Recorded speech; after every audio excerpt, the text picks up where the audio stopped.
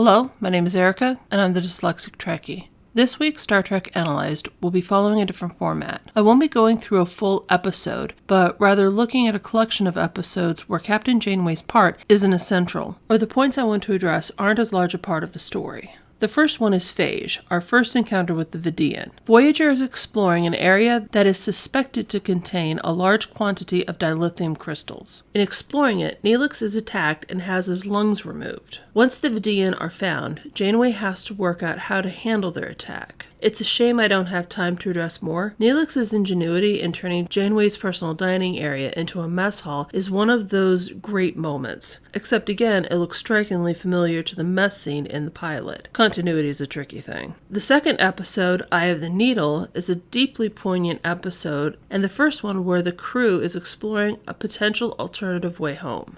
In it, Ensign Kim discovers a disturbance they think may be a wormhole. As the story goes on, it becomes clear the anomaly is a wormhole about to collapse. It does, in fact, go back to the Alpha Quadrant, but to the last part of the quadrant anyone would want to go, Romulan territory. You see the crew go from a possible way home, to a possible way to let the Federation know they're alive, to hoping one day a message will find a way to their family. It's a deeply sad episode in many ways, as you see hope fade over time. In the B story, Janeway is confronted with how the crew has been treating the Doctor, a serious issue that becomes a focus point in the series.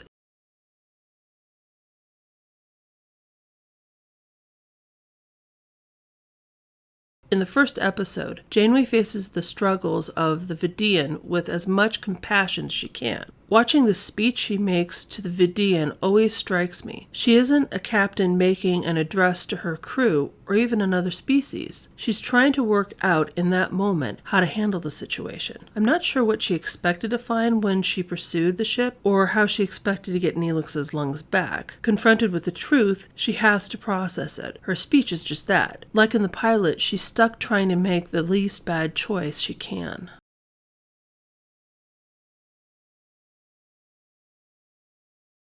The second episode shows a ray of hope. I can't remember how I felt when I first watched this, but I think it's safe to say no one expected the crew to find their way home here. It's a little like watching the happy moment just before a tragedy. I know no one technically dies here, but it's sad to see.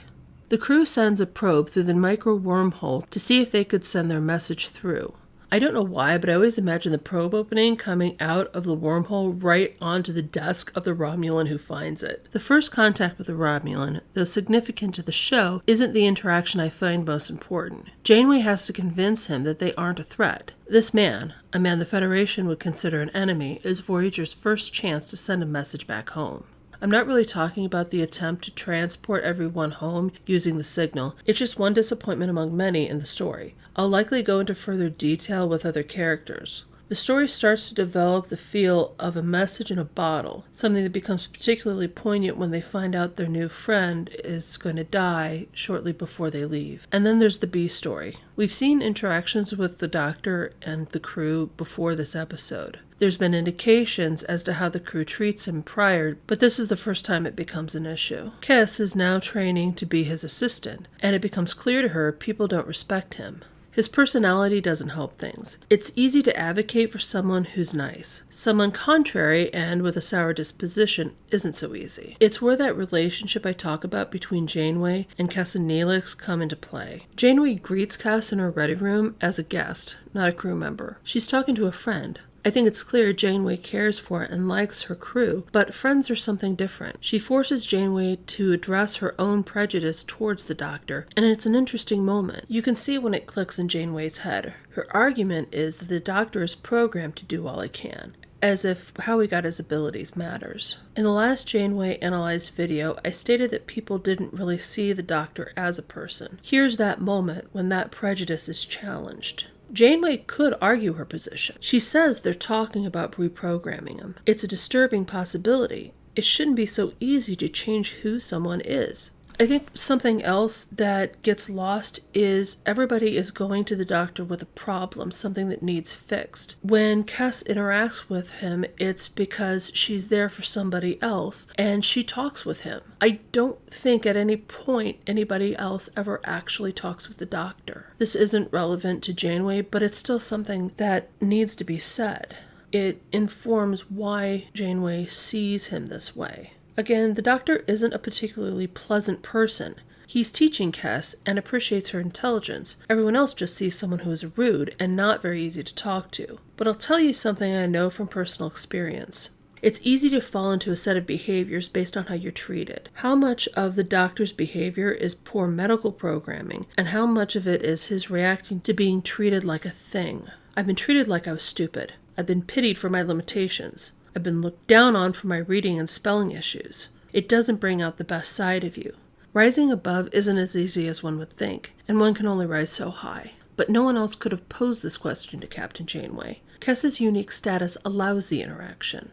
I have to appreciate how Janeway handled the issue. Contrary to the prior conversation implying they might reprogram the Doctor, she asked the Doctor what he might want to meet his own needs. His requests are pretty simple. Turn him off when done. Don't turn him off when he's not ready. Basically, respect his existence. Given where the Doctor goes in his personal development, the moment is kind of moving. He clearly never thought about needing or even wanting something. He began to see himself as a tool, a topic I'll address when I analyze the Doctor.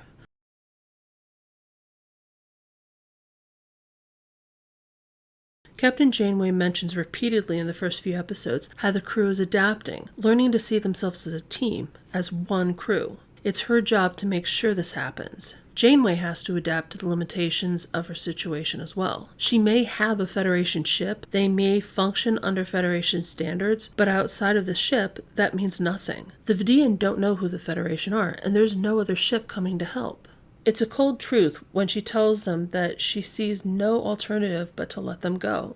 In The Eye of the Needle, we see that bare hint of hope. In the last moment, all they have is the possibility that their new friend might have left their messages in a will, or that the Romulans might have sent on that message at the necessary date. For the crew, I think it's just the barest hint of a chance, but I actually think it's likely the Empire would have done it.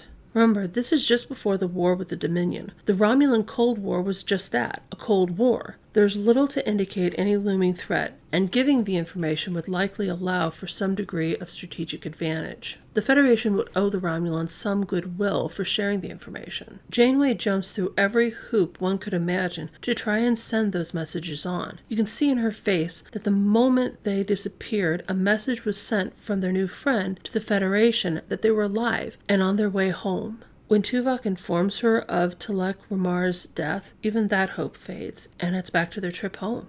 I like to think Janeway kept her promise, though. Even if he's dead, his daughter would have been 30 when Voyager got home. Even if he couldn't send the messages, I think Janeway would have tried to contact his daughter once they returned to tell how her dad tried to help them, even if all his attempts failed. He was a face from home. Thank you for watching. If you like this video, please like, share, and subscribe. If you have any thoughts, feelings, or ideas relating to this topic, please share in the comments below. Again, my name is Erica, and I'm the Dyslexic Trekkie.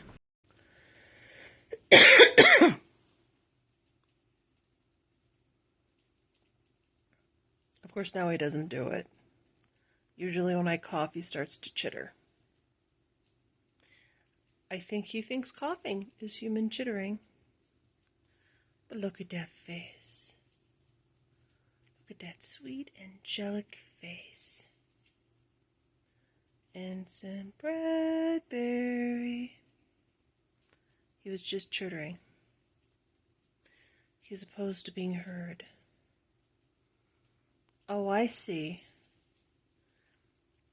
He does nothing for his loyal fans.